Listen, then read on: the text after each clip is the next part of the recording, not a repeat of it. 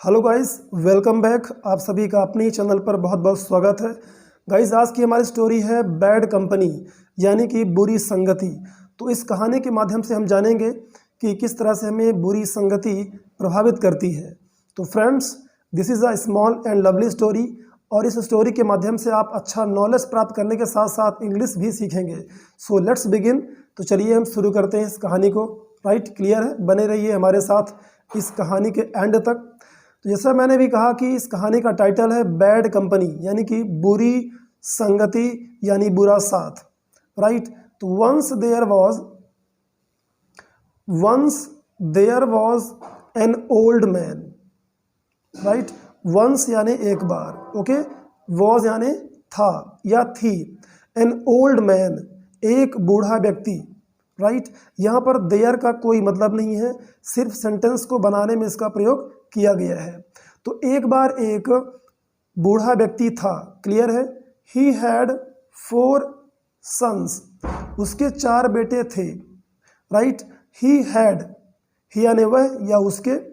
Had का प्रयोग करते हैं जब आप किसी चीज़ को बताना चाहते हैं कि किसी के पास कोई चीज़ थी, पास्ट में, भूतकाल में कोई चीज़ किसी के पास थी। Right, he had, I had, you had, they had, और उसके बाद आप उस चीज़ का नाम बोलते हैं जो चीज़ थी। ही हैड 4 सन्स, उसके 4 बेटे थे, क्लियर है। They had fallen into bad company. अब देखिए यहाँ पर हैड का दूसरा यूज आ गया है।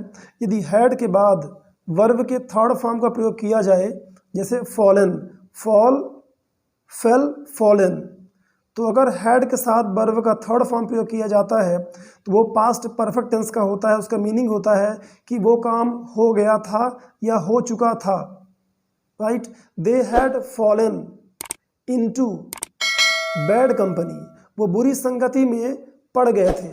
वैसे फॉल का मतलब गिरना होता है, लेकिन यहाँ पर फॉलन इनटू का मतलब है बुरी संगति में पड़ना। राइट, तो वे बुरी संगति में पड़ गए थे।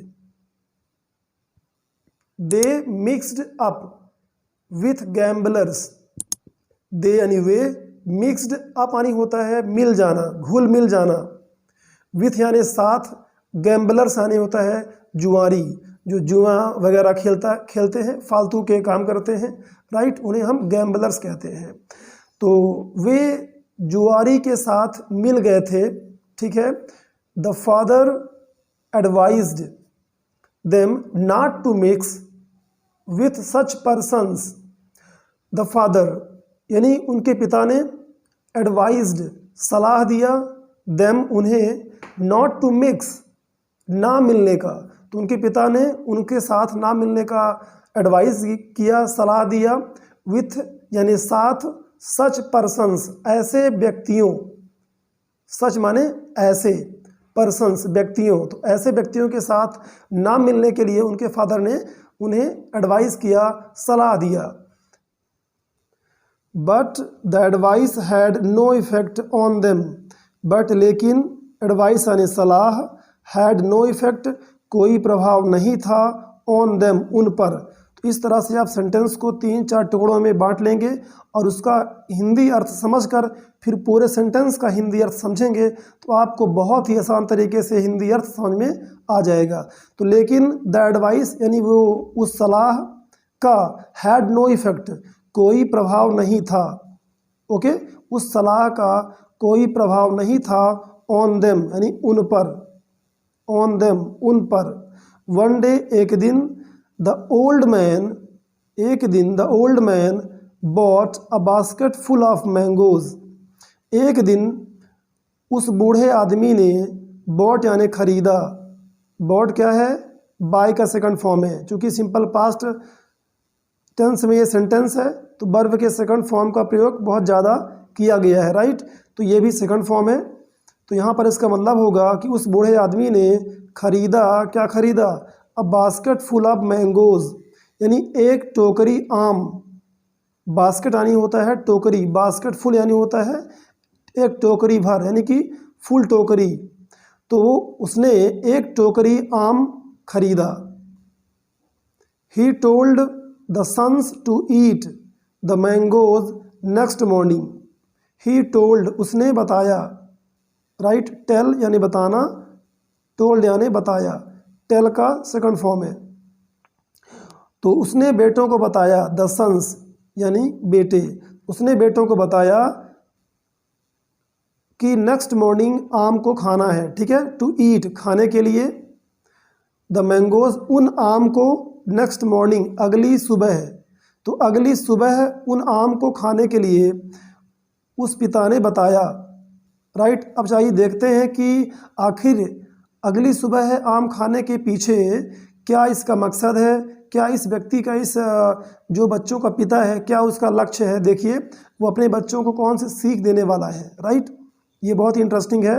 The old man kept one rotten mango among them, उस बूढ़े आदमी ने केप्ट यानी रखा,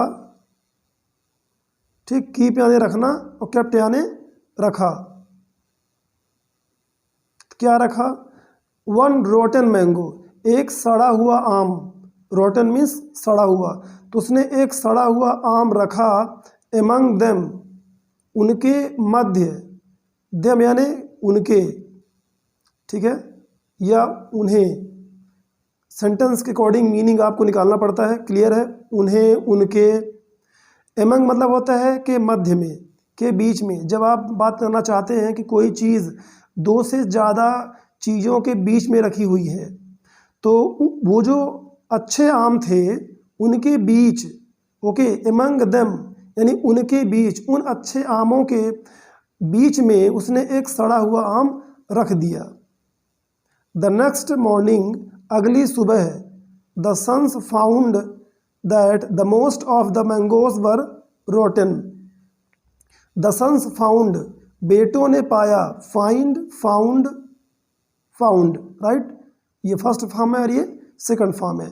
फाइंड यानी होता है पाना या प्राप्त करना, तो उन बेटों ने पाया दैट की मोस्ट ऑफ द मैंगोज मतलब अधिकतर आम, मोस्ट ऑफ द मैंगोज अधिकतर आम, वर रोटन, वर मीन्स थे, रोटन मीन्स सड़े हुए। तो आई थिंक आप इस सेंटेंस का मीनिंग समझ गए होंगे। तो इस तरह से आपको सेंटेंस को 2, 3, 4 पार्ट में तोड़ना है और इस तरह से अच्छे से हिंदी समझना है, तो आपको कोई दिक्कत नहीं होगी, ओके। आपको पूरी तरह से हिंदी जो है समझ में आएगी किसी भी इंग्लिश सेंटेंस का। चलिए आगे बढ़ते हैं। तो मोस्ट ऑफ द मैंगोज अधिकतर आम क्या थे, सड़े हुए थे। The father told them the cause, उस पिता ने उन्हें बताया, देम यानी उन्हें, ठीक है, टोल्ड बताया, तो उस पिता ने उन्हें बताया, कॉज, कॉज यानी होता है कारण या वजह, तो उस पिता ने उन बेटों को कॉज बताया यानी वजह बताया कि आम क्यों सड़ गए। The sons learned a lesson, the sons यानी बेटों ने, लर्नड सीखा, क्या सीखा, अ लेसन एक सीख, लेसन मतलब पाठ भी होता है और अगर बात करें सीख भी होता है, राइट, दोनों। तो एक लेसन यानी एक सीख बेटों ने सीखा, क्या सीखा, they left the bad company, they यानी वे, लेफ्ट यानी छोड़ दिए, लीव का सेकंड फॉर्म है लीव, लेफ्ट, लेफ्ट यानी छोड़ देना, तो वे छोड़ दिए बैड कंपनी को यानी बुरी संगति को वे छोड़ दिए, क्योंकि उन्हें बुरी संगति का इफ़ेक्ट समझ में आ गया था, बुरी संगति का, बैड कंपनी का प्रभाव उन्हें अच्छी तरह से समझ आ गया था, राइट। तो अभी आपने देखा कि किस तरह से, कितने अच्छे अंदाज से उस पिता ने उन बच्चों को समझाया। तो इस तरह के तरीके आप भी इस्तेमाल कर सकते हैं और अपने जीवन में ऐसी बातों को अप्लाई कर सकते हैं, राइट। तो हमने क्या देखा, इस कहानी का मोरल है, a single rotten mango can spoil all others, यानी कि एक सिंगल, एक सड़ा हुआ आम बाकी अच्छे आमों को क्या कर दिया, स्पॉइल कर दिया। स्पॉइल मतलब होता है खराब कर देना, बिगाड़ देना।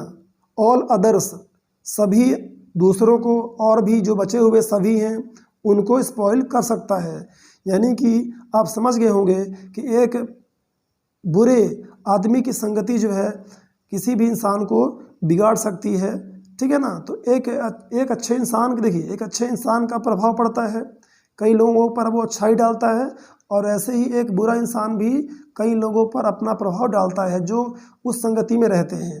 क्लियर? आई होप दैट कि आपको कहानी समझ में आ गई होगी। दोस्तों, आप अपनी जो ओपिनियन है, आपको जो लगता है, हमें कमेंट करके ज़रूर बताएं।